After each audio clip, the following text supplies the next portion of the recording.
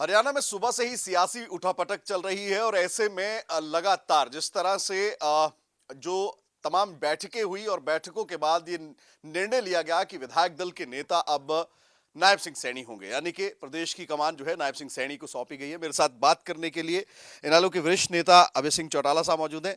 क्या कहेंगे सर, जिस तरह से ये तमाम चीजें रही 48 घंटे में पूरी की पूरी हरियाणा की सियासत, बीजेपी की अगर बात करें, जेजेपी बीजेपी गठबंधन को लेकर लगातार ये बात होती थी कि ये गठबंधन टूटेगा, लेकिन इस कगार पर इस तरीके से टूटेगा, क्या कहेंगे सर आपकी पहली प्रतिक्रिया? मैंने सबसे पहले ये बात कही कि ये गठबंधन नहीं है। आप प्रेस के लोग इस बात पे जोर लगाते थे कि गठबंधन की सरकार है। बीजेपी के लोग भी, जेजेपी के लोग भी गठबंधन कहते थे, और मैं कहता था ये गठबंधन नहीं, ये ठगबंधन है। ये लुटेरों का एक गिरोह है जो इस प्रदेश को दोनों हाथों से लूटने में लगा हुआ है। और ये उस दिन टूट जाएगा जिस दिन इनके लेन देन में कोई फर्क आ जाएगा। आज जो ये सत्ता से बाहर हुए हैं, आज ये जो सरकार गई है, जहाँ इन्होंने लूट मचाई 4.5 वर्ष तक, उसका नतीजा है कि मुख्यमंत्री उस 4.5 वर्ष के अंदर लूटने वाले लोगों को रोक नहीं पाया। इसलिए आज जहाँ वो सत्ता से बाहर हुए, वहाँ मनोहर लाल खट्टर को भी सत्ता से बाहर होना पड़ा है। सबसे बड़ा मुख्यमंत्री का जाने का कारण जो है वो इस प्रदेश को लूटना है। इस प्रदेश के अंदर 4 चीज़ें हुई इस सरकार में। बेरोजगारी बढ़ी, इस सरकार में महंगाई बढ़ी, इस सरकार में भ्रष्टाचार बढ़ा, और इस 4.5 साल की सरकार के अंदर कानून व्यवस्था की धज्जियां उड़ गई, कानून व्यवस्था खत्म हो गई। हमने 24 घोटाले इस सरकार के दौरान हुए, धान घोटाले से लेकर के आखिर नौकरियों के लेन देन में भी जो घोटाले हुए, पेपर लीक हुए, शराब घोटाला हुआ, अनेक घोटाले हुए, उन सब की जांच की मांग करी। हर बार मुख्यमंत्री की तरफ से आश्वासन मिलता था कि हम इसकी जांच करेंगे। इस विधानसभा के सेशन में भी मैंने फिर पूछा था कि कहाँ है वो तुम्हारी फाइल है, कहाँ दबा रखी है तुम लोगों ने? कोई जवाब नहीं था। उसी का नतीजा है कि लोगों को सत्ता से जाना पड़ रहा है।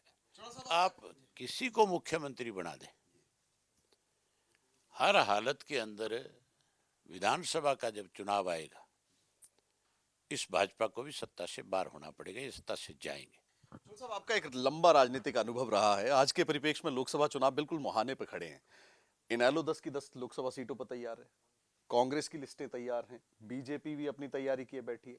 जेजेपी के साथ जो हुआ वो 2 सीटें 1 सीटों के समीकरण पे, क्या भविष्य देखते हैं जननायक जनता पार्टी? जो ये कहते थे कि हम तो चीफ मिनिस्टर की लड़ाई लड़ रहे हैं, वो तो 1 सीट पे आगे थे, एक नहीं आगे थे। तो आप अपने आप ही अंदाजा लगा लो कि इसका भविष्य क्या होगा।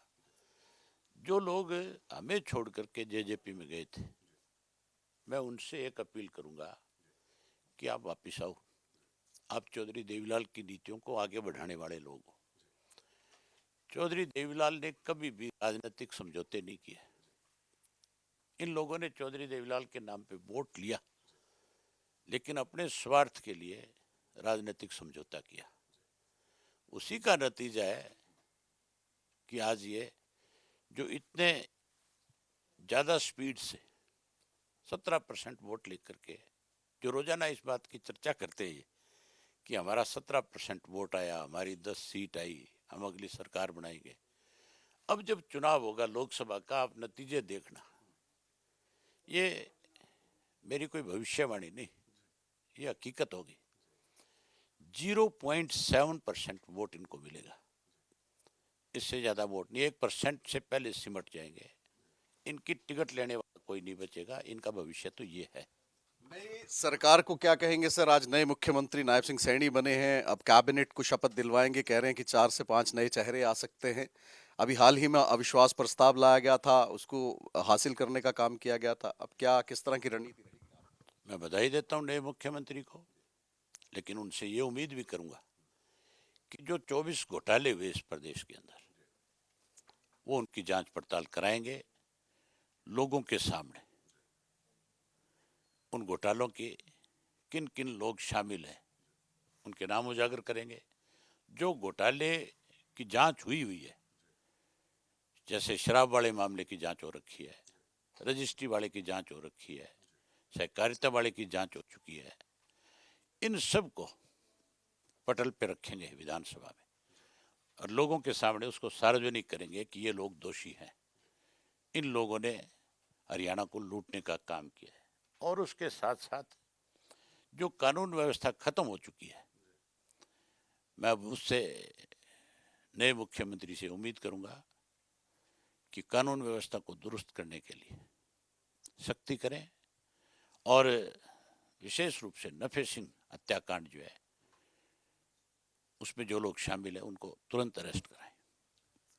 इनेलो के वरिष्ठ नेता अभय सिंह चौटाला हमारे साथ मौजूद थे। स्पष्ट तौर पर बधाई भी दी गई है नायब सैनी को, लेकिन साथ ही साथ जो घोटाले हुए हैं उनकी स्पष्ट तौर पर जांच कराने और साथ ही साथ कानून व्यवस्था को सुचारू करने को लेकर भी जो है वो स्पष्ट तौर पर कहा गया है अभय सिंह चौटाला की ओर से।